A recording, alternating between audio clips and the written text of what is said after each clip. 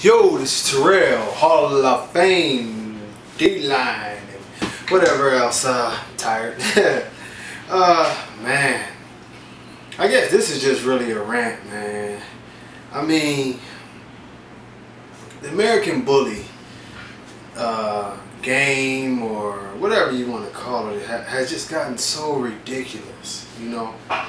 It gets down to the point to where, you know, a lot of people have a lot of just plain and simple thinking to do, you know. Like, I mean, I tend not to talk to most of these guys nowadays who claim to be breeders, just because it makes no sense. You're breeding a dog that you know has serious issues, and I mean, I guess their only validation is the fact that other people say they like it, you know. I really can't go off into that kind of stupidity, you know. I mean, so many times on Facebook and Instagram, you see these people who claim to be breeders and they claim that they're doing all these big things, but they don't have any productions to show you or anything of that nature, you know, that are actually good dogs. They're not helping the breed at all.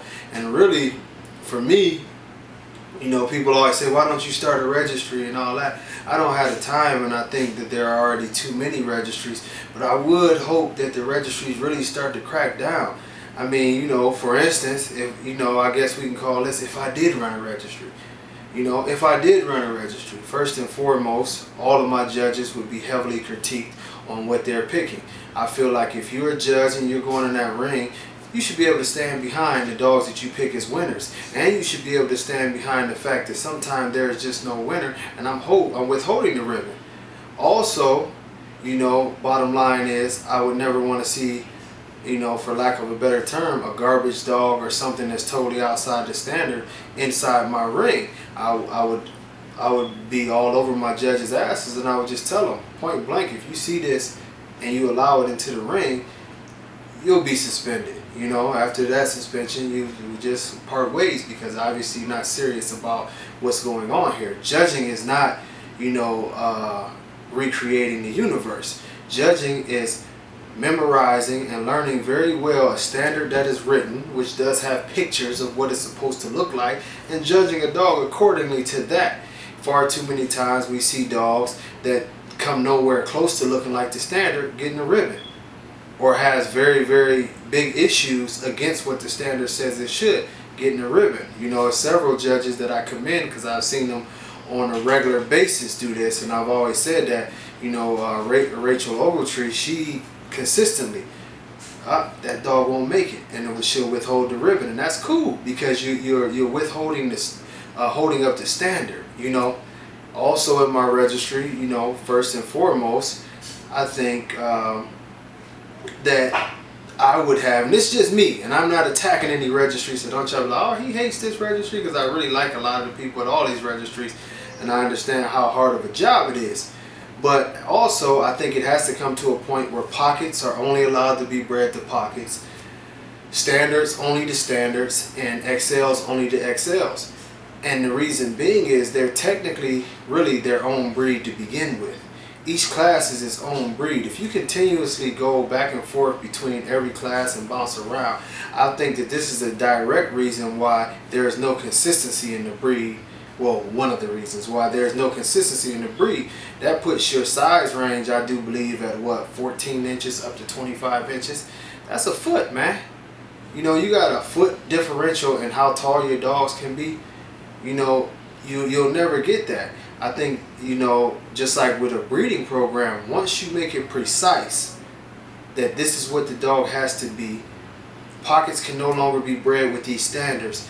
Your pockets will start coming out a lot nicer and a lot more consistent, because you won't have so many of these litters where you have 2 and 3 different classes inside one litter. It's called, you know, narrowing things down to perfect it, instead of making it a big ballooning type thing that everybody has around to do whatever they want. You know, also in my registry, if you want to do a breeding, you would have to send me confirmation pictures. You would have to show me what these dogs are that you're breeding and why. And basically, I'm just asking you, why should these dogs be allowed to be bred? What are you trying to create here? Because there are dogs who sneak past the registry, and you have to understand all these registries are giving out thousands and thousands and thousands of paperwork, and they can't, you know, you would need a hell of a staff to monitor everything. But I think you can have a file of what's being bred. I think a registration application should come with 4 pictures of the parents, front, back, side to side. And you know, if we could afford to go that far with it, I think it should be some issues as to, hey, let's see the dog move. But of course you can't go that far, but at least pictures. And if you're getting a picture of a dog that does not fit the standard at all, I'm sorry, I can't register your litter. As a matter of fact, we're going to pull this dog's paperwork, because for the integrity of the breed, we will not continue to let dogs that don't fit the standard and are not a positive thing for the breed to be bred. But this is one of the reasons that, you know, like I say, I don't have a registry, because if I did, it would be a ton of work for whoever worked for my registry. But the one thing I know is that eventually I could get this thing to where we have a real breed. You know, if I had owned a registry, you would not be allowed to bring exotics to our shows. I don't think that it's any place for that. I don't think that it's a place even in a fun show for the exotics. If we are making a registry and we are serious about what we do, and these dogs are not only a different type of dog, but it's a definite representation of an unhealthy dog, why would you allow this at a show? I would tell every show promoter, if you associate my shows anything to do with these dogs that are obviously abominations, you will not be having any shows. But I understand that I might sound like a tyrant right now, because rules tend to be an absent thing in the American bully community, but rules are what is needed. And to be more direct, the funniest part about it is these rules are rules that are instituted in other registries.